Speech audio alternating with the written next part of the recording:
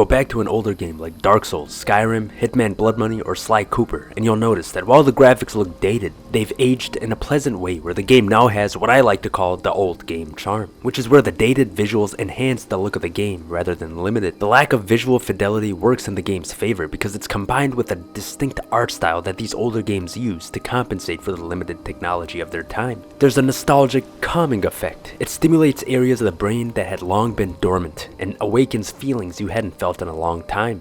These visuals are appealing because they don't look like real life and instead create their own unique aesthetic. But low visual fidelity without the proper artistic vision looks like slop. You need a harmonious blend of lower graphical fidelity with a strong artistic style that suits the game in order to unlock the elusive old game charm, especially because this stylized art direction would compensate for the limited graphical technology of the time. It's the reason why Hitman Blood Money has the old game charm, while the older GTA games look like both games aim for realism, but Blood Money has a compelling art style while GTA does not.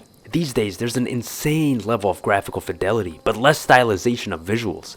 Everything looks hyper-realistic because developers now have the technology to pull it off, but it makes every AAA game look the same. We used to get AAA titles with creative and unique visual styles because the bottleneck of ass graphics technology forced games to get creative about how to look visually appealing. This resulted in the unique aesthetic and stylized look of older games like Ultimate Spider-Man, Jak and Daxter, Sly Cooper, BioShock. You can take a random screenshot from one of these older games and you'd be able to tell whether it's from Sly Cooper or Jak and Daxter. Whereas if you do it for a game recently released, you wouldn't be able to tell if it's from Spider-Man 2 or Death Stranding because they all look the same.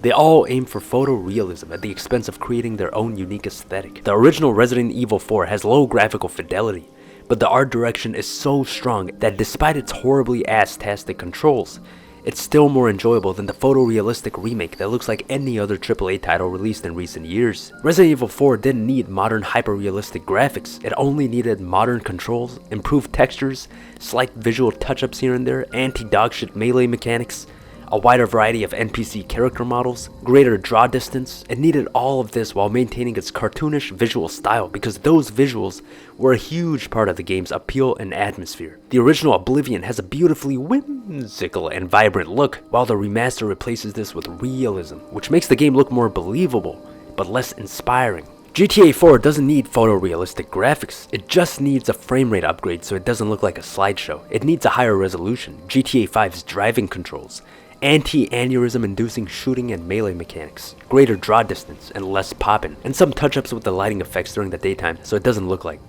These older games are not just cozy to look at, but they're also easier on the brain because they avoid what I call visual neuronal stimulatory brain overload. This is when there's so much incredible hyper-realistic detail on the screen that you don't know what you're supposed to look at. You don't know what's important. You can't distinguish between what's interactive and what's just set dressing. The abundance of detailed clutter is visually overwhelming, resulting in brain fatigue if it's not properly managed using clever positioning, lighting, and level design techniques to help the player filter between what's worth focusing on and what's just there for decoration. Old games didn't have this problem. There's less visual noise. It's easier on the brain because there isn't an insane abundance of detail that makes it difficult to discern what you should pay attention to.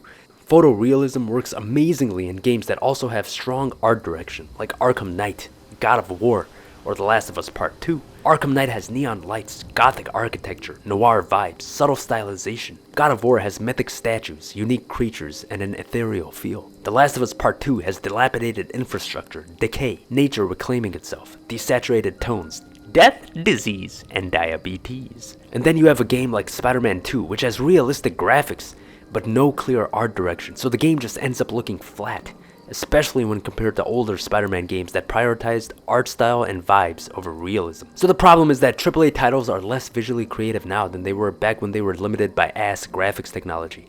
And that's a problem, that's a big problem, because it results in games that all look the same. Here are the mathematical formulas to summarize my findings.